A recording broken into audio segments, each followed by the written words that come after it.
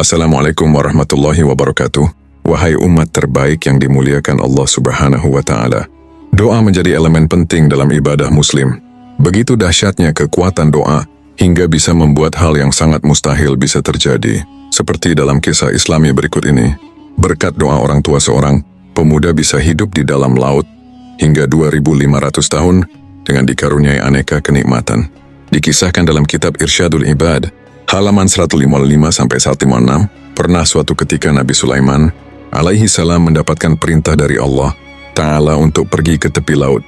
Di sana akan menemukan suatu hal yang luar biasa. Setelah mendengar perintah tersebut, Nabi Sulaiman alaihi salam berangkat menuju pantai beserta rombongannya yang terdiri dari golongan manusia dan jin. Sesampainya di pantai, Nabi Sulaiman melihat ke kanan dan ke kiri mencari tahu apa yang terjadi di sekitarnya. Teringat perintah Allah bahwasanya ia akan menemukan suatu hal yang luar biasa.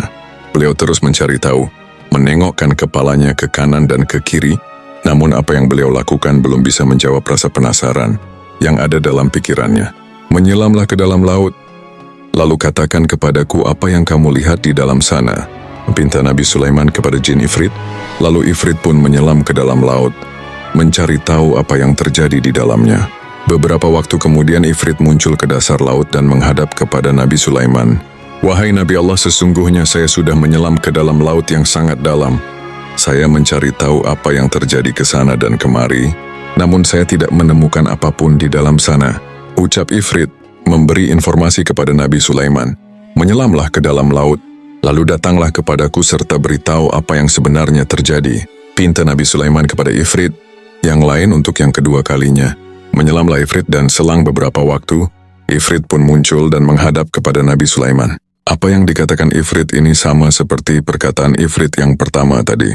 Masih belum puas dengan apa yang dikatakan Ifrit, Nabi Sulaiman memerintahkan Asif Barkhia untuk berdoa kepada Allah agar memberitahu apa yang terjadi di dalam laut. Asif Barkhia adalah menteri Nabi Sulaiman yang disebut di dalam Al-Quran pada surat An-Naml ayat 40. Dia juga seorang waliullah yang doanya diijabah oleh Allah. Beritahu kepadaku apa yang terjadi di dalam laut sana, pinta Nabi Sulaiman kepada Asif Barkhia. Asif pun berdoa kepada Allah untuk menunjukkan apa yang terjadi. Setelah Asif Barkhia berdoa, tiba-tiba datang sebuah benda berbentuk kubah yang mempunyai 4 pintu. Satu pintu terbuat dari batu intan, satu pintu terbuat dari batu yakut, satu lagi terbuat dari batu intan putih, dan satunya lagi terbuat dari batu aquamarin atau zamrud hijau.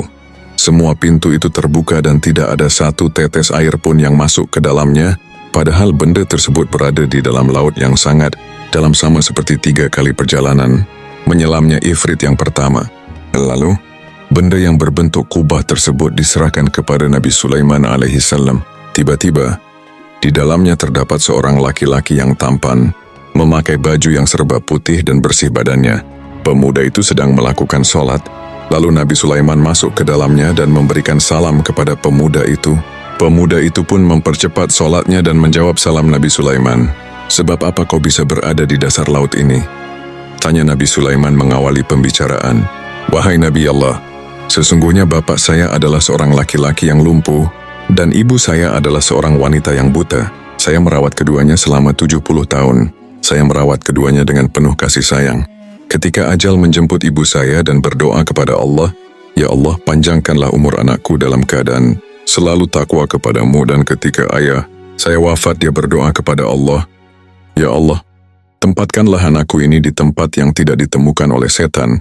Cerita pemuda itu kepada Nabi Sulaiman. Sejenak keduanya terdiam. Setelah saya memakamkan kedua orang tua saya berjalan-jalan ke tepi pantai untuk menghilangkan kesedihan saya. Lalu saya melihat kubah yang bercahaya. Kubah tersebut sangat indah. Saya masuk ke dalamnya untuk melihat keindahan kubah tersebut. Lalu datanglah malaikat dari beberapa malaikat. Malaikat tadi membawa kubah tersebut ke dalam laut. Sedangkan saya berada di dalamnya. Ucap pemuda itu melanjutkan ceritanya. Pada zaman siapa kamu mendatangi pantai? Tanya Nabi Sulaiman penuh penasaran. Pada zaman Nabi Ibrahim alaihi salam, jawab pemuda itu. Sejenak Nabi Sulaiman terdiam, mengingat kembali sejarah. Begitu terkejutnya Nabi Sulaiman ketika mengetahui bahwa jarak zamannya dengan zaman Nabi Ibrahim itu adalah 2400 tahun. Begitu panjangnya umur pemuda, dan yang anehnya lagi tidak dijumpai satu helai rambutnya yang beruban. Lalu bagaimana kamu bisa mendapatkan makan dan minum? Tanya Nabi Sulaiman, "Wahai Nabi Allah, setiap hari datang kepadaku seekor burung yang membawakanku makanan sebesar kepala manusia. Saya memakannya. Saya merasakan kenikmatan yang belum pernah saya rasakan di dunia. Setelah saya memakannya, saya tidak lagi merasakan lapar, haus gerah, dingin tidur, kantuk, dan sifat-sifat yang dirasakan oleh manusia pada umumnya. Serta saya juga tidak merasakan kesepian." Jawab pemuda itu kepada Nabi Sulaiman, "Maukah kamu ikut denganku di kerajaanku atau kamu ingin kembali kepada tempatmu?" Nabi Sulaiman memberikan penawaran kepada pemuda itu.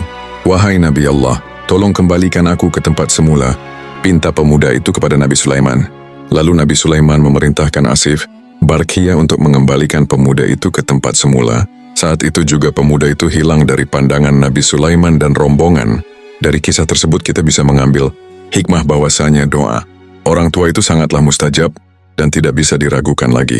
Dari Anas bin Malik radhiyallahu anhu, Nabi Shallallahu alaihi wasallam bersabda, 3 doa yang mustajab yang tidak diragukan lagi, yaitu doa orang yang dizalimi, doa orang yang bepergian, dan doa orang tua pada anaknya. Hadis riwayat Ibnu Majah.